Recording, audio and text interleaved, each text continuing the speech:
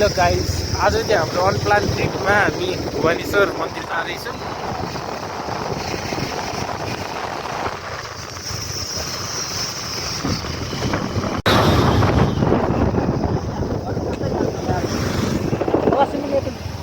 यही तलबाट होइन त सरर दामी दामी छ काठमाडौँ। ल बाइक पार्क गरेर अब हामी हिँडेर 10 मिनटको यहाँ उकालो रहेछ, त्यही चढेर जाने कोसिसमा छौँ।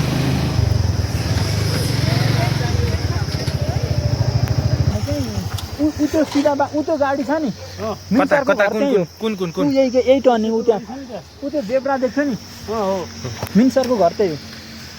त्यहाँबाट गएर उतो माथिपट्टिको गैरी हो। अनि हामी पछाडि पन्नु आउँथ्यो आफ्नो अब काठमाडौँ उपत्यकाको यो हो होइन। अच्छा सञ्जीव दाई, अब 2-4 शब्द जाओस् न। म चाहिँ अब यो ठाउँमा नआएको साथीहरूलाई लिएर चाहिँ भुवनेश्वरी मन्दिर आएको हाम्रो अनप्लान ट्रिप हो यो। यहाँबाट चाहिँ धरहरा पनि देखिन्छ। अहिले अलिकति हेजी भएर देखिरहेको छैन, यो काठमाडौँ उपत्यका देखिन्छ, देखिनु भयो। आज माथि भुवनेश्वरी मन्दिर छ। म चाहिँ मेरो चाहिँ दोस्रोचोटि हो भुवनेश्वरी मन्दिरमा है।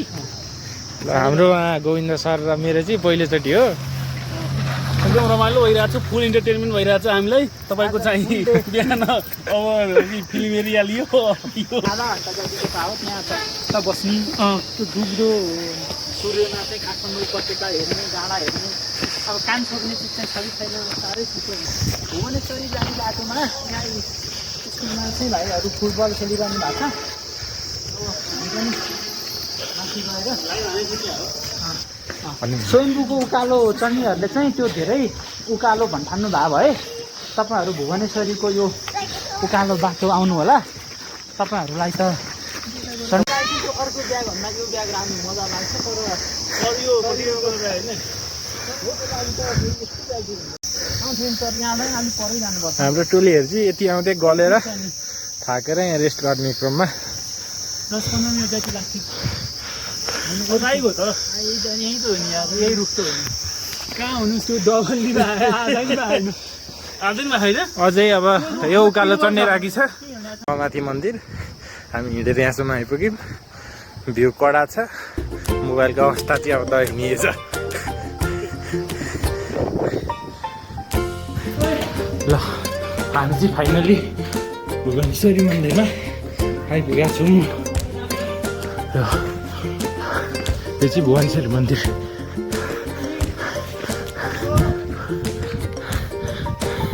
यहाँबाट चाहिँ सूर्यास्त एकदम दामी देखिरहेको छ।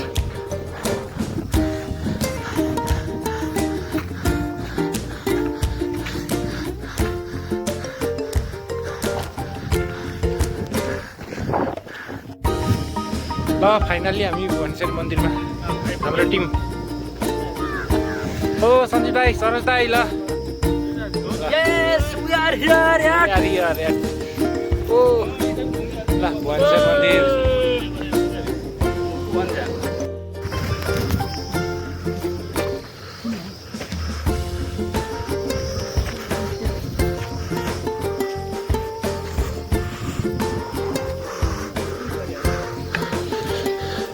आइपुग्यो फाइनली हाम्रो डेस्टिनेसनमा।